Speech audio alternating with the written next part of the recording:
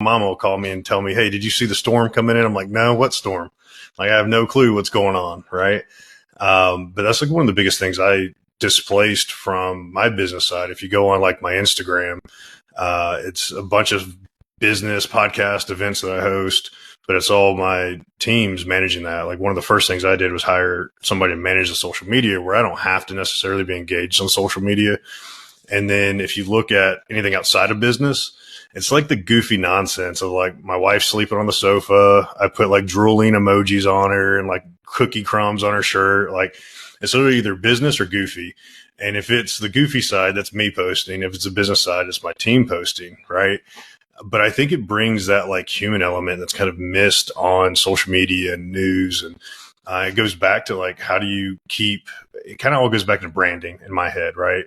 If you meet me in person, you know I'm an asshole and you know I'm going to bullshit with you. I'm going to talk mad shit. And I do the same thing on social media. It's like keeping that type of authenticity, I think, is huge. And for me, it's like defining authenticity, right? If you're just stuck in the news, it's no matter what you look at, it's like doomsday, right? I'm waiting for the zombie apocalypse to start. I'm ready for that because it seems like that's where we're heading every day. So I've got to stay away from it. And it's like, if you can get out of that realm where even in business, you have to be there. But if there's pieces where like it got so negative and it'll drain you. And I think that's like just the biggest energy drain is if you're ingesting all this content that's so serious all the time, how do you get away from that?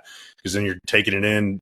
For me, the military background, it's like I always took the mission home, which is where the relationships really suffer, right? So if you're in business and you're on social media and you're absorbing all this negativity, that does feed into the personal life, right? And it's like, how do you displace that away from and get in the right mindset where my mission and purpose isn't necessarily, it is world domination of business, but then it's also like, I got to keep my wife fed because she's a hungry girl and I got to make sure she gets a good dinner. So like my mission is really focused on how do I make sure my personal life is really set up for success. That way it feeds better into the professional life.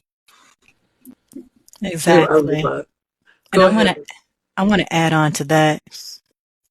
When Judy was talking about, not watching it all the time, but still being knowledgeable about what's going on. Zach's mentioning, the goofy part of it.